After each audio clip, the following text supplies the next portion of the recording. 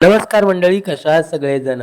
तर आज ऑफिसमधून घरी जाण्याची जरा जास्तच एक्साइटमेंट आहे, त्याच्यामुळे पावलं जरा जास्तच पटपट चालत होती. का ते तुम्हाला कळेलच. तर हे बघा, घरी गेल्यानंतर चार्वी प्रचंड खुश होती, कारण आज तिच्या बर्थडेसाठी स्पेशल गावावरून तिची मावशी, तिचा दादा, पारस ही सगळी जण आली होती. आणि त्याच्यामुळे एरवी एकटी असणारी जी चार्वी आहे तिला आता खेळायला पार्टनर मिळाला होता आणि ती प्रचंड खुश होती. तिचा आनंद बघून ना मलाच फार आनंद झाला होता. आणि तिला हे माहिती होतं की सगळी जण तिच्या बर्थडेसाठी आले, त्याच्यामुळे ती जास्त खुश होती. आणि इकडे बघा, प्रियंकाच्या ताईने तिच्यासाठी येताना गावावरून किती वानवळ्या आणलाय ते.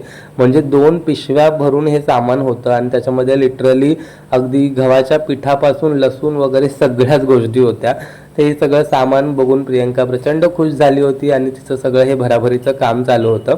हे सगळं आवरल्यानंतर मग फायनली आम्ही चार्वीच्या वाढदिवसासाठी जे चॉकलेटचं सामान आणलं होतं काल, ते चॉकलेट बनवायला घेतले.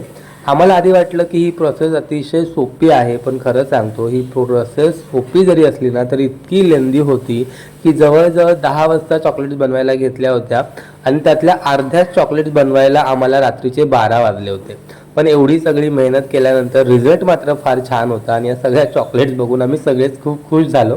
तर अशा रीतीने छान छान चॉकलेट्स बनवल्या, त्यानंतर त्या छान रॅप केल्या आणि आता आम्ही वाट बघतोय चार्वीच्या वाढदिवसाची, कारण तिच्या वाढदिवसाला फक्त 2च दिवस बाकी. तर चला, भेटूया नेक्स्ट ब्लॉगमध्ये. Bye bye.